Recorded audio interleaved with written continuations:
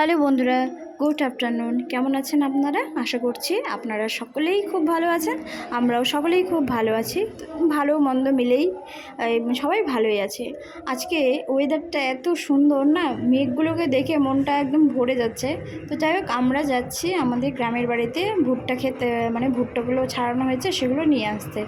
তো যাই হোক, এবারে এত বৃষ্টির কারণে এত পরিমাণে ক্ষতি হয়েছে যে কি বলবো। ধান ধান বলো, ভুট্টা বলো, প্রচুর ক্ষতি হয়ে গেছে। আমাদের ভুট্টাগুলো তো একদম মানে পচেই গেছে, পচে গেছে অর্ধেক অর্ধেক। সেগুলো বাছাই করে নেওয়া হয়েছে। আর ধানের কথা তো বলোই না, ধানগুলো একদম এবারে ধান বলতে কিছুই নেই।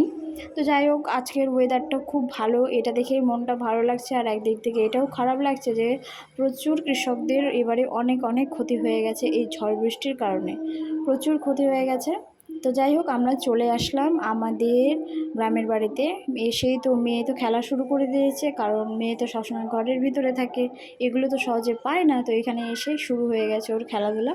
ওকে মানা করলেও ও শুনবে না, আমিও ছেড়ে দিয়েছি, কারণ সর্বক্ষণ এই চার দেয়ালের মাঝখানে থাকে, একটু বাইরে খোলামেলা পেয়েছে আজকে খেলছে, তো খেলতেই দিয়েছি। আর এদিকে মানে যার কাছে আমরা ভুট্টাটা নেব উনি নেই, উনি হচ্ছে গেছেন আরও ভুট্টা নিয়ে আসতে গাড়িতে করে, এই ট্রাক্টর গাড়িতে করে। আর আমরা এখানে সবাই মিলে অপেক্ষা করছি, আর ওই দিদিটার সঙ্গে গল্প করছি। আর মেয়ের তো খেলাধুলার মানে শেষ নেই।